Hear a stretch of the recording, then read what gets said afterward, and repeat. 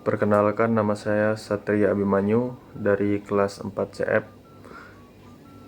dengan NPM 062430701507. Di sini saya akan menjelaskan tentang perawatan dan perbaikan mengenai analisis sinergi prosesor dan RAM dalam multitasking, evaluasi, strategi penyimpanan data, SSD vs HDD, kritik terhadap pemilihan power supply unit, PSU, analisis manajemen thermal dan stabilitas sistem.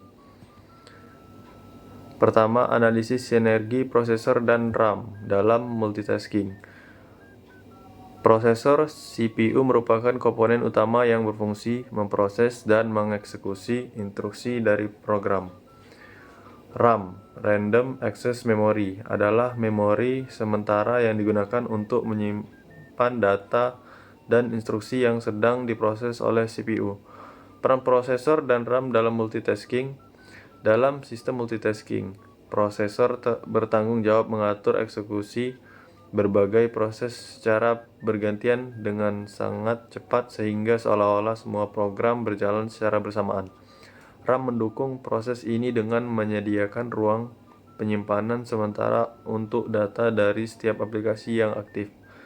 Faktor yang mempengaruhi kinerja multitasking yaitu pertama, kecepatan dan jumlah core pada prosesor. Kedua, kapasitas RAM yang tersedia. Keempat, kecepatan akses RAM. Dan yang keempat, efisiensi sistem operasi dalam mengelola memori. Dan yang kedua, evaluasi strategi penyimpanan data, SSD vs HDD. Strategi penyimpanan yang efektif adalah menggunakan SSD untuk sistem operasi dan aplikasi utama agar kinerja komputer lebih cepat. Sementara HDD digunakan untuk penyimpanan file berukuran besar seperti video dan arsip karena kapasitasnya lebih besar dan lebih ekonomis. Keduanya memiliki karakteristik, kelebihan, dan kekurangan yang berbeda, sehingga pengguna perlu mempertimbangkan strategi penyimpanan yang tepat sesuai kebutuhan. Pertama, Solid State Drive (SSD). SSD menggunakan chip memori flash untuk menyimpan data sehingga tidak memiliki bagian mekanik yang bergerak. Keunggulan SSD: proses booting sistem lebih cepat, waktu loading aplikasi lebih singkat, lebih tahan terhadap guncangan. Kekurangan: harga lebih mahal dibanding HDD, kapasitas besar, biasanya lebih mahal. Hard disk drive (HDD). HDD bekerja menggunakan piringan magnetik yang berputar untuk membaca dan menulis data. Kelebihan HDD yakni kapasitas besar dengan harga lebih murah, cocok untuk penyimpanan data jangka panjang, banyak digunakan untuk backup data. Kekurangan HDD: kecepatan baca dan tulis lebih lambat, rentan terhadap guncangan karena memiliki komponen mekanik.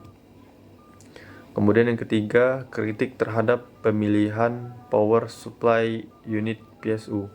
PSU adalah komponen yang berfungsi mengubah arus listrik AC menjadi DC untuk menyuplai daya ke seluruh komponen komputer. Pentingnya PSU dalam sistem komputer: menyediakan daya stabil untuk motherboard, CPU, GPU, dan perangkat lainnya, menjaga sistem dari kerusakan akibat tegangan tidak stabil. Kesalahan umum dalam pemilihan PSU: memilih PSU dengan daya terlalu kecil, menggunakan PSU murah tanpa standar kualitas, tidak memperhatikan efisiensi daya. Dampak PSU yang tidak tepat yakni sistem sering restart atau mati mendadak, kemudian komponen komputer cepat rusak, dan efisiensi listrik rendah. Kriteria PSU yang baik: daya sesuai kebutuhan sistem, kemudian memiliki sertifikat efisiensi misalnya 80+,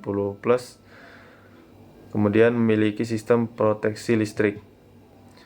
Kemudian yang keempat, analisis manajemen thermal dan stabilitas sistem. Setiap komponen komputer menghasilkan panas saat bekerja, terutama prosesor dan kartu grafis. Jika panas tersebut tidak dikelola dengan baik, suhu sistem dapat meningkatkan secara signifikan dan mempengaruhi stabilitas komputer. Oleh karena itu, manajemen termal menjadi salah satu aspek penting dalam perancangan dan penggunaan sistem komputer. Sumber panas dalam komputer yakni prosesor CPU, kartu grafis GPU, power supply, dan storage dan motherboard. Metode pendinginan ada air cooling menggunakan heatsink dan kipas, kemudian liquid cooling menggunakan cairan pendingin untuk menyerap panas, dan thermal paste untuk membantu transfer panas dari CPU ke heatsink. Kemudian pengaturan aliran udara yang baik di dalam casing. Kemudian strategi menjaga stabilitas sistem komputer dapat dilakukan dengan menggunakan pendingin yang berkualitas agar suhu komponen tetap terkontrol.